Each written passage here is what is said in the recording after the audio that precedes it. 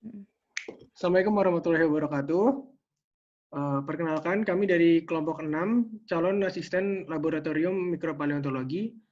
Pada kesempatan kali ini, kami akan mempresentasikan hasil diskusi kami mengenai aplikasi mikropaleontologi terhadap paleogeografi. Next. Sebelumnya, perkenalkan, nama saya adalah Dimas Satrio Widodo, NIM 111-180-080. Saya Yustika Almananda, NIM 111-180-116.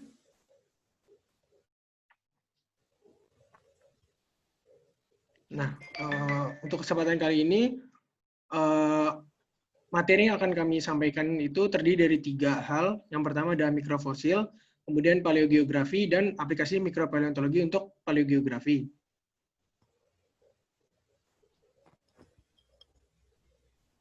Mikrofosil merupakan fosil yang berukuran kecil, kurang dari 1 mm, yang hanya bisa dipelajari secara mikroskopis atau menggunakan mikroskop atau lensa tangan.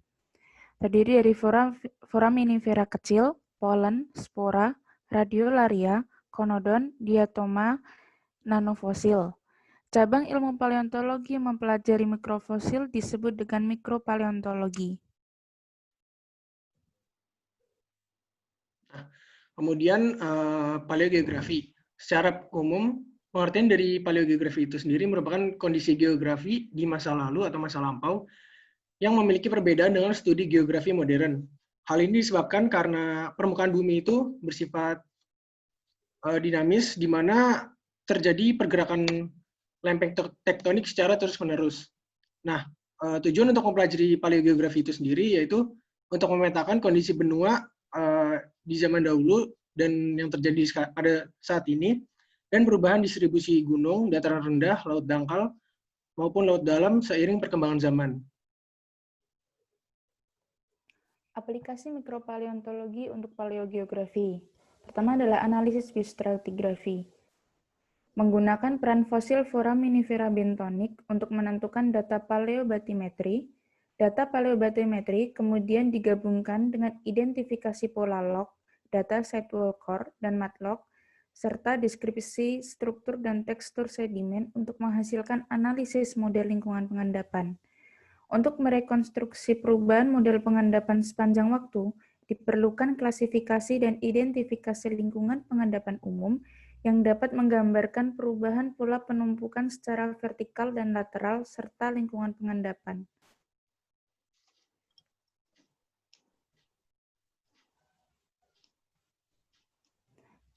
Nah, untuk contoh kasusnya ini ada pada lingkungan pengendapan formasi talang akar sumur F1. Berdasarkan hasil analisis foraminifera bentonik pada step interval, maka dapat disimpulkan lingkungan pengendapan yang terdapat pada formasi talang akar adalah supralitoral, sublitoral.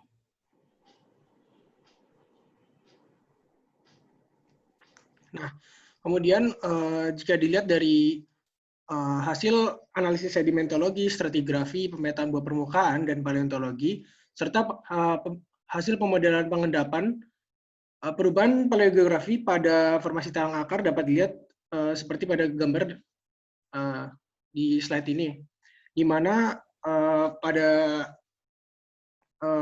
momen ini terjadi siklus transgresi dan regresi yang menyebabkan yang ditandai dengan adanya perbedaan dari fosil-fosil dari fosil-fosil berukuran mikro yang memiliki lingkungan pengendapan dengan kedalaman yang berbeda-beda. Next. Nah, kemudian selanjutnya yaitu paleogeografi berdasarkan pendekatan paleontologi. Nah, jadi kalau deskripsinya itu di mana kondisi geologi pada masa lampau yang bisa diinterpretasi dengan karakteristik litologi dan komponen organik berdasarkan pendekatan pengukuran stratigrafi dan analisis fosil. Contoh kasusnya itu ada pada gambar di samping, di mana gambar di samping ini merupakan karakteristik sungai yang ada di tinggian Semarang. Nah, berdasarkan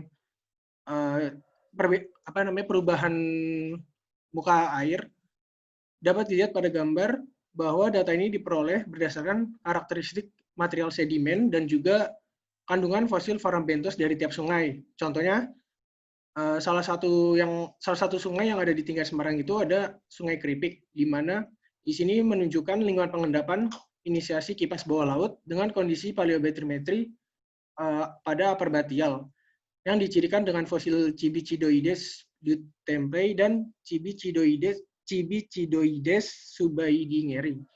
Sedangkan pada Sungai Bancak yang termasuk salah satu sungai yang ada di Tingkat Semarang juga diketahui sebagai basin plain dengan paleobarometri lower batial dicirikan dengan fosil Cibichidoides dan Ufigerina.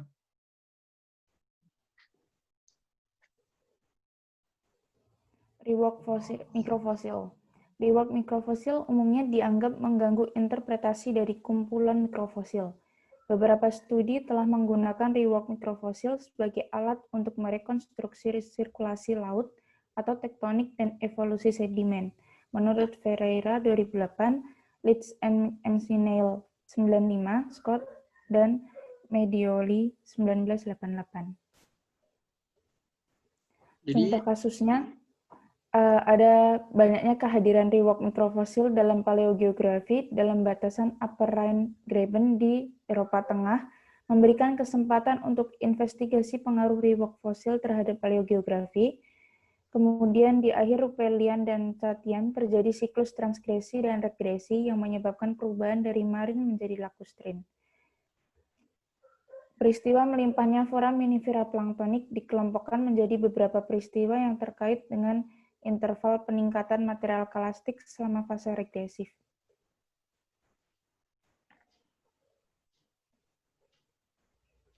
Kemudian range biostratigraphy yang diperoleh dari rework mikrofosil ini didapatkan umur yaitu sekitar late Cretaceous atau pada kapur bagian akhir.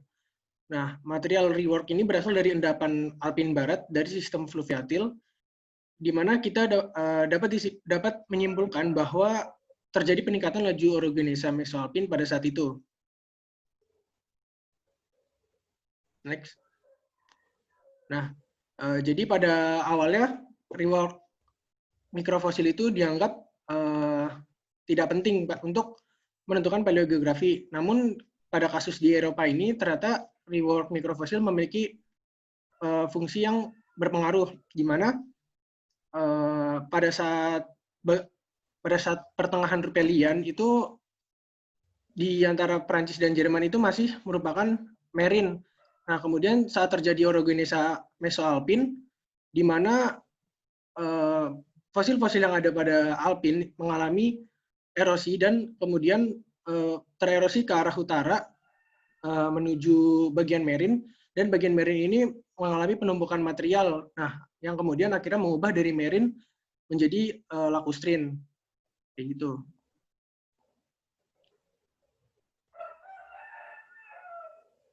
Lanjut. Kesimpulan. Peran mikropaleontologi terhadap paleogeografi dapat dilihat fungsinya secara signifikan. Paleobatimetri hasil analisa forambentos menghasilkan lingkungan pengendapan. Siklus transgresi dan regresi juga dapat dilihat dari pengaruh perubahan lingkungan pengendapan. Hal ini merupakan suatu faktor terjadinya evolusi paleogeografi. Selain itu, rework mikrofosil juga dapat memiliki peran dalam aplikasi paleogeografi, seperti kasus di Eropa yang menandakan adanya perubahan laju orogenesa dan siklus fluktuasi air laut. Baik, sekian presentasi dari kami mengenai aplikasi mikropaleontologi terhadap paleogeografi. Semoga apa yang kami sampaikan merupakan data yang valid dan dapat diterima oleh teman-teman sekalian. Kurang lebihnya kami mohon maaf. Wassalamualaikum warahmatullahi wabarakatuh. Waalaikumsalam warahmatullahi wabarakatuh.